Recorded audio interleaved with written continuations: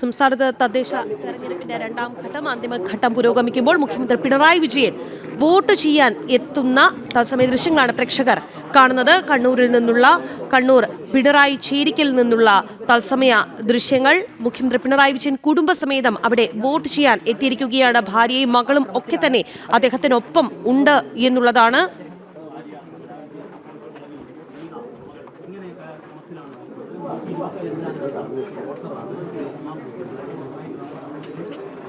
മുഖ്യമന്ത്രിയും കുടുംബവും ബൂത്തിലേക്ക് എത്തിയിരിക്കുകയാണ്.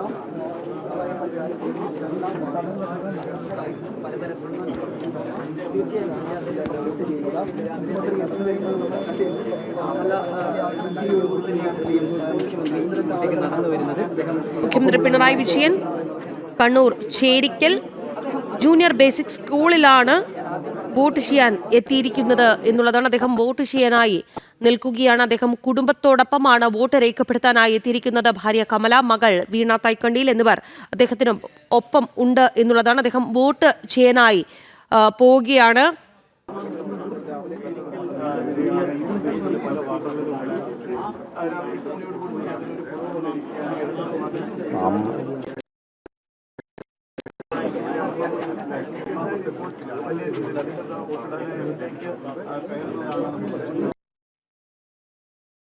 മുഖ്യമന്ത്രി പിണറായി വിജയൻ കണ്ണൂർ പിണറായി ചേരിക്കലിലുള്ള പോളിംഗ് സ്റ്റേഷനിലാണ് അദ്ദേഹം വോട്ട് ചെയ്യാനായി എത്തിയിരിക്കുന്നത്. അവിടെ ചേരിക്കൽ ജൂനിയർ ബേസിക് സ്കൂളിലാണ് അദ്ദേഹത്തിന് വോട്ട്. അദ്ദേഹം, ഭാര്യ എന്നിവർ അകത്തേക്ക് കയറിയിട്ടുണ്ട്. മുഖ്യമന്ത്രി പിണറായി വിജയൻ, ഭാര്യ കമല, മകൾ വീണ തൈക്കണ്ടിയിൽ എന്നിവർ വോട്ട് ചെയ്യാൻ എത്തിയിരിക്കുകയാണ്. അദ്ദേഹം വോട്ട് ചെയ്യാനായി ഇപ്പോൾ അകത്തേക്ക് കയറിക്കഴിഞ്ഞു. അദ്ദേഹം തന്റെ സമ്മതിദാന അവകാശം വിനിയോഗിക്കുകയാണ്. അതിനുശേഷം മാധ്യമങ്ങളോട് പ്രതികരിക്കുമെന്നാണ് പ്രതീക്ഷിക്കുന്നത്.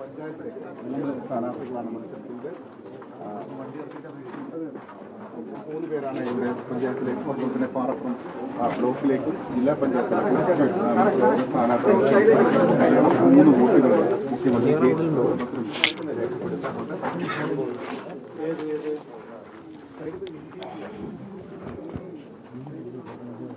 മുഖ്യമന്ത്രി പിണറായി വിജയൻ തന്റെ സമ്മതിദാന അവകാശം വിനിയോഗിക്കുന്നു. ഒപ്പം തന്നെ ഭാര്യ, മകൾ എന്നിവരും ഒപ്പമുണ്ട്. കുടുംബസമേതമാണ് മുഖ്യമന്ത്രി പിണറായി വിജയൻ പിണറായി ചേരിക്കൽ ജൂനിയർ ബേസിക് സ്കൂളിൽ വോട്ട് ചെയ്യാനായി എത്തിയത്. അദ്ദേഹം തന്റെ സമ്മതിദാന അവകാശം വിനിയോഗിക്കുന്നു.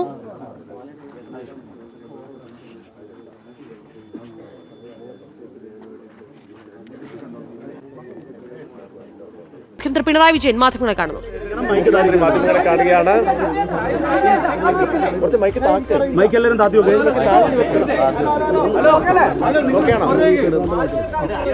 റെഡിയാണോ? എല്ലാവരും റെഡിയാണോ? എല്ലാവരും ഓക്കെ. വേഗത കട്ടരുത്. മൈക്കൊന്ന് താത്തി വെച്ച് എല്ലാവരും. റിപ്പോർട്ടർ മൈക്ക് താത്ത്. റെഡിയാണോ? തദ്ദേശ സ്വയംഭരണ സ്ഥാപനങ്ങളിലേക്കുള്ള തെരഞ്ഞെടുപ്പ് പ്രഖ്യാപിക്കപ്പെട്ട് കഴിഞ്ഞപ്പോൾ LDF നല്ല ആത്മവിശ്വാസത്തോടെയാണ് തെരഞ്ഞെടുപ്പിൽ പങ്കെടുത്തത്. ഇപ്പോൾ ഇന്നത്തോടെ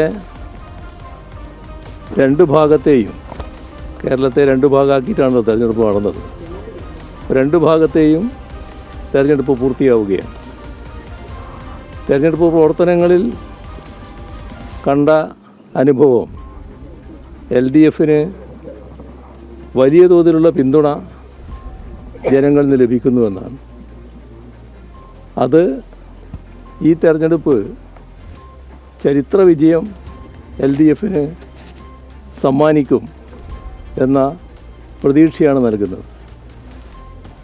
UDFൻ്റെ കേന്ദ്രങ്ങളെന്ന് സാധാരണ കണക്കാക്കുന്ന തദ്ദേശ സ്വയംഭരണ അതിർത്തികളടക്കം ഇത്തവണ LDFനെ സ്വീകരിക്കാൻ തയ്യാറായിരിക്കുന്നു എന്നതാണ് ഇതേവരെയുള്ള അനുഭവം സൂചിപ്പിക്കുന്നത്.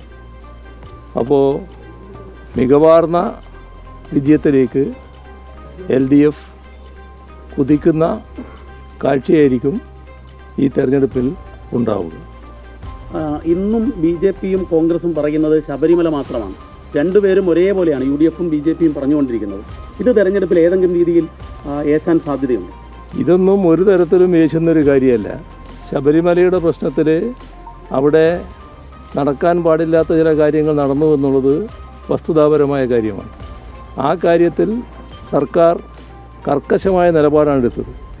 ഈ സർക്കാരായിരുന്നില്ലെങ്കിൽ ഇത്തരം കാര്യങ്ങളിൽ ഇത്ര കൃത്യതയോടെയുള്ള നടപടികൾ ഉണ്ടാകില്ല എന്ന് വിശ്വാസികളെല്ലാം ഉറപ്പായി കരുതുകയാണ്.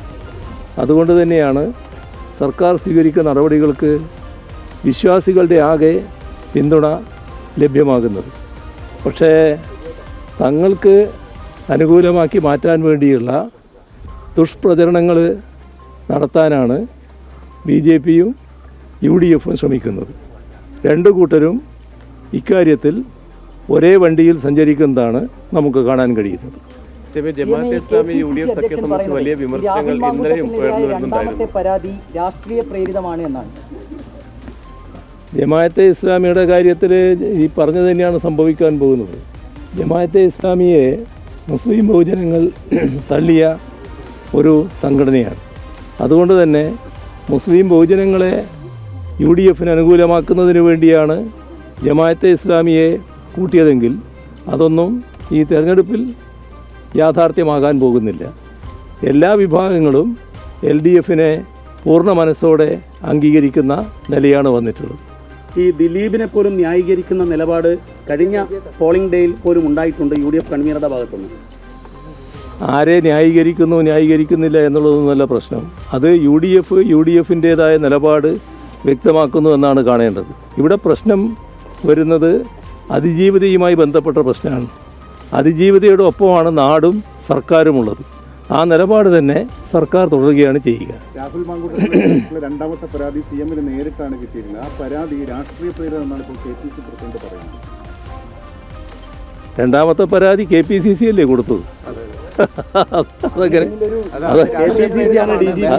ആണ് എന്നാണ് KPCC പ്രസിഡന്റ് പറഞ്ഞിരിക്കുന്നത്. അതിന് പിന്നിൽ ഒരു ഗൂഢാലോചനയാണ് അദ്ദേഹം പ്രകടിപ്പിക്കുന്നത്. സംശയം. ഇന്ന് തെരഞ്ഞെടുപ്പ് ദിവസം അദ്ദേഹത്തിന്റെ പ്രസ്താവനയാണ്. അതൊക്കെ ഇവിടെ കാണേണ്ട ഒരു കാര്യം, ഈ പറയുന്ന കോൺഗ്രസ്സിലെ പരസ്യമായി പറയാൻ പറ്റുന്നൊരു കാര്യമല്ല, എങ്കിലും നിങ്ങൾ ചോദിച്ചുകൊണ്ട് പറയാതിരിക്കാനും പറ്റുന്നില്ല. ഈ പറയുന്ന സ്ത്രീലമ്പടന്മാർ എന്താണ് കാട്ടിക്കൂട്ടുന്നത്?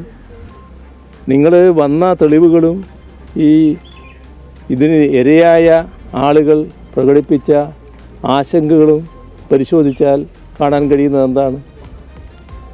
എന്തുകൊണ്ടാണ് അവർ തെളിവുമായിട്ട് മുന്നോട്ട് വരാൻ ഇതേവരെ തയ്യാറാകാതിരുന്നത്? ആ കാര്യങ്ങൾ നമ്മൾ ഗൗരവമായി കാണേണ്ട ഒരു കാര്യമാണ്. വെറും ഭീഷണിയല്ല, നിങ്ങളെ കൊന്നു തള്ളും എന്നതാണ് ആ ഓരോരുത്തരോടും ഉയർത്തിയിട്ടുള്ള ഭീഷണി. അതുകൊണ്ട് നിസ്സഹായിയായ ഓരോ യുവതിയും ഇതുമായി ബന്ധപ്പെട്ട യഥാർത്ഥ വസ്തുതകൾ പുറത്തു പറയുന്നതിന് ഭയപ്പെടുകയാണ്. അതുമായി ബന്ധപ്പെട്ട് മറ്റ് നടപടികളിലേക്ക് പോയാൽ തൻ്റെ ജീവൻ അപകടത്തിലാകുമെന്നാണ് കണക്കാക്കുന്നത്. ഇത്തരമൊരവസ്ഥ എങ്ങനെ ഒരു രാഷ്ട്രീയ പാർട്ടിയുടെ ഉത്തരവാദപ്പെട്ട പ്രവർത്തകരുടെ ഭാഗത്ത് നിന്ന് വരുന്നുവെന്നാണ് ആലോചിക്കേണ്ടത്. ഇതുമായി ബന്ധപ്പെട്ട് നിരവധിയായ പ്രശ്നങ്ങളാണ് ഉയർന്നു വന്നുകൊണ്ടിരിക്കുന്നതെന്ന് കാണണം. ഇപ്പോൾ വന്നതിനേക്കാളും അപ്പുറത്തുള്ള കാര്യങ്ങളും ചിലപ്പോൾ വന്നേക്കാം എന്നതും നാം കാണേണ്ടതായിട്ടുണ്ട്.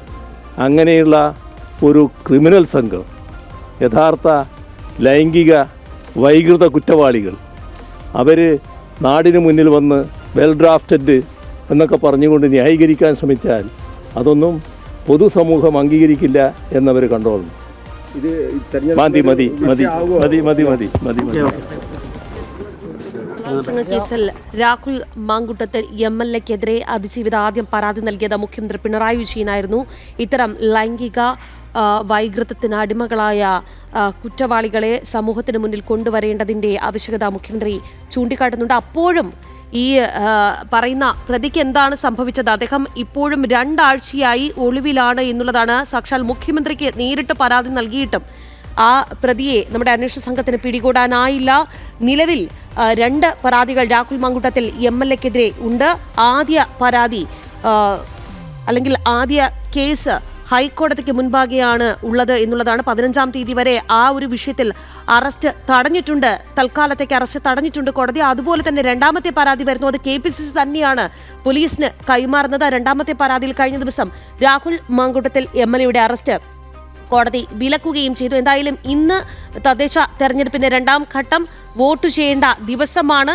രാഹുൽ മാങ്കൂട്ടത്തിൽ പാലക്കാട് പൊങ്ങുമോ ഇല്ലയോ എന്നുള്ളതാണ് രാഷ്ട്രീയ കേരളം ഉറ്റുനോക്കുന്നത്. മുഖ്യമന്ത്രി പിണറായി വിജയൻ വോട്ട് ചെയ്തതിനു ശേഷമാണ് അദ്ദേഹം മാധ്യമങ്ങളെ കണ്ടത്.